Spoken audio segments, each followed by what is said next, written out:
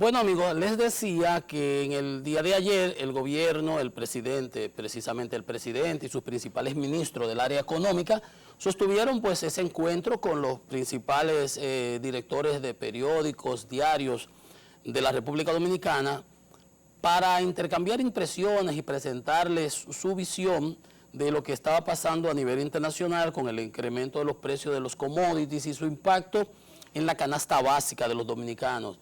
Y yo valoro el encuentro porque además, porque evidencia que realmente, como les señalaba, el gobierno tiene conciencia del tema y está preocupado y por socializarlo con los principales medios que interaccionan con la sociedad. Eso es bueno, pero bueno, en ese encuentro, y el amigo Hito Bisonó, ministro de Industria y Comercio, presentó unas, según reseña la prensa, por supuesto, todos los periódicos, estaban todos los directores de medios, presentó un desglose de los commodities, de los productos de la canasta básica y el incremento de los combustibles, etcétera. Y bueno, y explicaba, nosotros aquí, en nuestro programa, casi ese es un tema de pan comido del día a día. Nosotros hemos venido haciendo esos propios señalamientos y inferencias y interrelacionándolos y sus impactos y ese tipo de cosas, pero como el gobierno ha producido esas cifras, nosotros de manera objetiva simplemente la vamos a intercambiar con ustedes y haremos nuestros comentarios particulares al respecto. Bueno, presentaron como una muestra de la situación en el impacto de la canasta, lo que denominaron desbandada de precios de los alimentos. O sea, desbandada se interpreto que es como que en un supermercado un producto está a un precio y en otro supermercado como una especie de encuesta que hicieron o un sondeo y en otros está a otro precio. Y como muestra presentaban que la libra de cebolla mostraba en sus propios términos dispersión de 51 pesos, porque en unos sitios estaba en 32 la libra y en otros en 79. Eso es algo que es típico. Por ejemplo, el arroz, que mostraba una dispersión de 5 porque en unos sitios estaba en 27 y en otros en 32. Como quiera que sea, eso es típico, eso es normal, eso es así. Depende también si se comparó el mismo producto. Depende también qué tipo de supermercado y en dónde esté su ubicación y la fuente de suministro y los músculos que tenga el supermercado. Ahí entran muchos detalles, pero bueno, esa fue una manera del gobierno pues presentar sus números de una manera pues objetiva. Si se hizo ese levantamiento y esos son los resultados, pues eso es lo que hay. Ahora, el Banco Central cuando establece la canasta hace también unas encuestas que son mucho más exhaustivas, más abarcadoras, que son representativas de la sociedad. Pero como quiera, hay aspectos internacionales, por ejemplo, se hacía el señalamiento de los combustibles, el impacto que ha tenido el transporte, los contenedores, el alza que ha llegado hasta más de un 120% aproximadamente, y algunos problemas de suministro, problemas de oferta, ¿verdad? Y a nivel local señalaba el ministro que hay una reducción en la producción del ganado vacuno y de la leche, lo cual ha hecho que suba el precio de la carne, que por ejemplo los insumos fundamentales, eso sí lo habíamos visto aquí bastante, se han incrementado de manera sustancial. Por ejemplo, daba a conocer que el precio interanual del sorgo, o sea, este año comparado con el anterior, ha subido de 15.6%. La soya, 51.5%, y la soya para alimentar el ganado y los animales, 54.5%. Mientras que el maíz subió 35.7% y el trigo, para fabricar el pan, 18%. En términos porcentuales estoy hablando. Entonces, en términos de precio, el maíz en el 2015 tenía un precio de $164 la tonelada métrica y ahora 199, casi $200. El trigo en el 15 costaba 164 y ahora cuesta $217 la tonelada métrica. O sea, son incrementos importantes. Y el sorgo El sorgo tenía un precio de 170 y ahora está en 189. Entonces, nosotros todas esas materias primas que las necesitamos para la producción de agroindustrial en nuestro país provienen del exterior. Si China tiene un mal año, si Argentina tiene un mal año en la producción de trigo, si Brasil se le presenta cualquier problema, entonces hay un problema de oferta, indiscutiblemente los precios suben. Si por otro lado China tuvo un problema de sequía, inundaciones o lo que fuera y empieza a demandar más productos o se dinamiza la economía más de lo que estaba previsto y empieza a demandar más productos de manera súbita, de manera inesperada, inusitada, eso hace que los precios a futuro suban y los mercados reflejan inmediatamente esa realidad. En todo caso, para fines de banca y pool, lo que importa es que la canasta familiar, según informaban las propias autoridades, subió 3.553 pesos. Pasó de 33.741 en el 19, antes de la pandemia, 33.741 pesos a 37.294. Y los salarios, como ustedes saben, están congelados, frisados. Entonces, eso significa que el ingreso, el poder adquisitivo se ha mermado, ha disminuido. Y la inflación aún está en los rangos y en los márgenes que el Banco Central se puso como meta. Entonces, por ejemplo, si usted compraba carne de res, ahora comparada con el año 19, encuentra que ahora tiene un 34.6% más cara. 34.6, un tercio. O sea que si usted la compraba a 100 pesos, ahora le cuesta 130 pesos. El huevo, 31% más caro. Y la carne de cerdo, 17%. Entonces, esas son informaciones que es importante que la población sepa, el gobierno ahora. ¿Qué está haciendo el gobierno? Bueno, señala el ministro de Agricultura que han destinado 4.400 millones de pesos para financiamiento de los sectores productivos, lo cual ha beneficiado a 12.500 productores y que aspiran a tener, con relación a eso, con financiamiento a tasa cero, eso es importantísimo, eso va a tener su impacto en abaratamiento de los costos. Si no se puede, el que no se puede apiar, pues se jondea, dice un refrán. Si nosotros no podemos enfrentar esos incrementos de precios con estos productos, pues vamos a ver si incrementamos la producción de plátano, de yuca, de batata, de ñame, de autía, de productos de ciclo corto que la población pueda, mientras el hacha va y viene, abaratar, sobrevivir, subsistir. Porque no tenemos ningún mecanismo para interactuar más que transferir esos costos porque no tenemos tampoco recursos ilimitados para asumir el subsidio.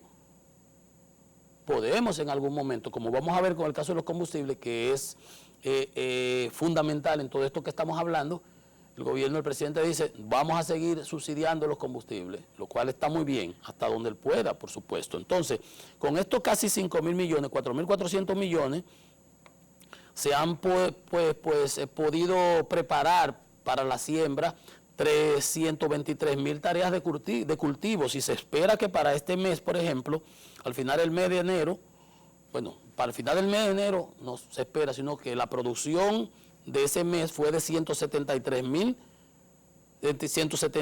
casi 174 millones de quintales de alimentos.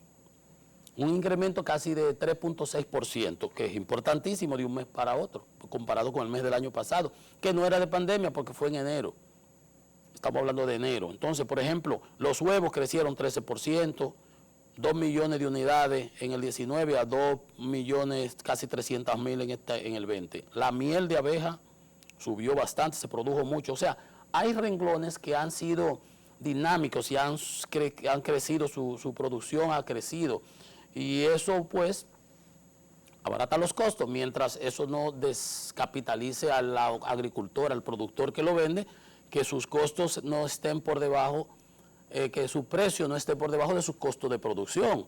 Entonces, todo ese macheo es importante, pero ese financiamiento en el centro, en el inicio, a tasa cero, es fenomenal para el sector productivo. Y si se beneficiaron 12.500 agricultores o empresarios agrícolas, eso tiene un efecto multiplicador por el empleo que genera, porque esa producción llega a los mercados y nos da autosuficiencia económica, autosuficiencia alimentaria, que también es fundamental y es una de las cosas en las cuales el gobierno ciertamente tiene que enfocarse. Ahora, por ejemplo, en el caso del petróleo, el gobierno señala que va a continuar subsidiando, seguirá absorbiendo los aumentos del precio del petróleo. Dice el presidente Abinader que impulsará el uso del gas natural para la matriz de generación. Eso está muy bien, eso es en el área de generación eléctrica, pero aquí el problema del gobierno está en cuanto a los combustibles para transporte y el gas licuado de petróleo que usan las amas de casa. Señalaba el presidente Abinader que el gobierno ha tenido que asumir 3.739 millones por el congelamiento de los combustibles, de los cuales a su administración le ha tocado 1.270 millones, porque en estos meses es donde se ha incrementado realmente el precio de los combustibles de manera extraordinaria. Entonces, casi un 40%, casi un 40% ha subido el precio del petróleo. Entonces, el gobierno se ha habido en la obligación de asumirlo para no transferir 10 pesos toda la semana prácticamente a los usuarios. ¿Qué veíamos la semana pasada? El gobierno asumió 251 millones de pesos, señalaba el ministro Ito Bisonó.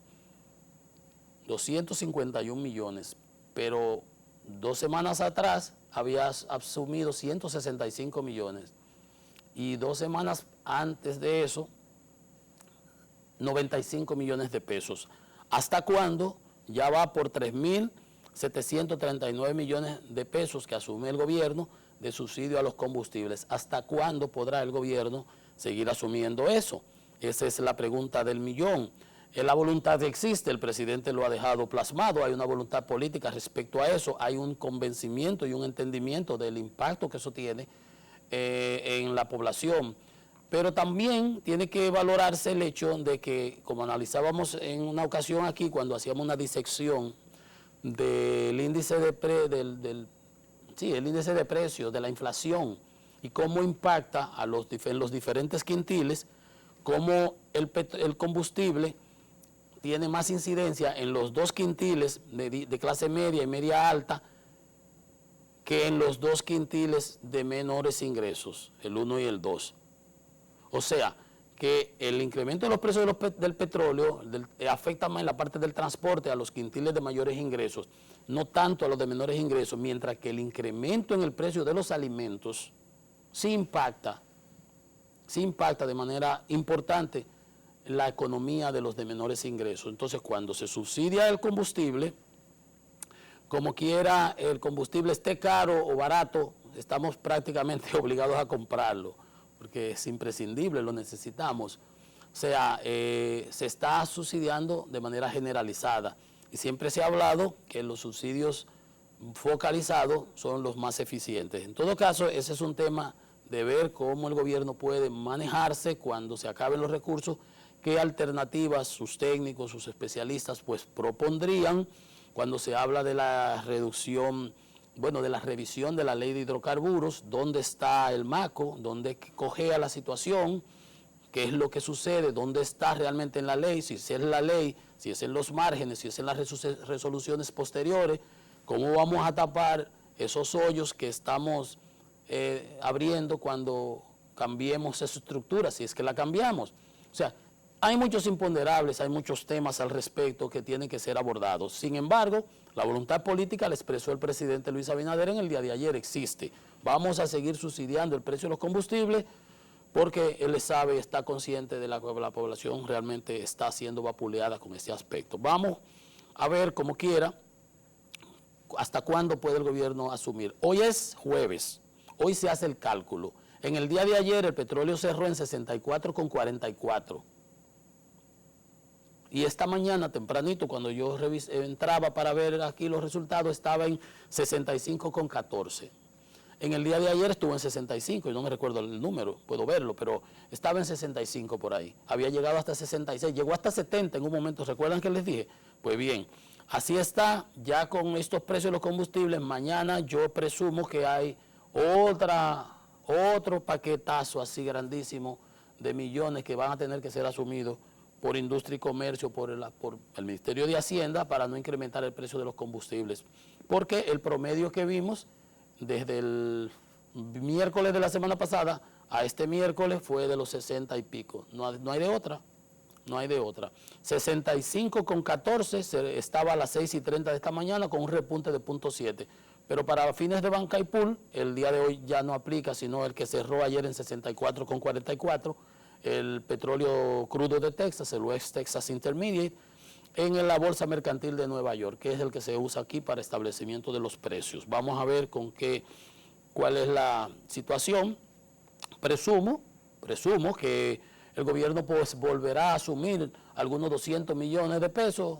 Si dirá, bueno, si tenía que transferirle 10 a la gasolina, 12 a la premium, 12 a 11 a la regular, etcétera, etcétera. Pero lo voy a asumir. ¿Por qué? Porque bueno, ayer los mercados, aunque había informaciones que tendían a la baja, por eso hubo esas caídas, porque las reservas de crudo subieron en 13 millones de barriles, según lo informó la Administración de Información Energética, esa agencia que hace esas evaluaciones.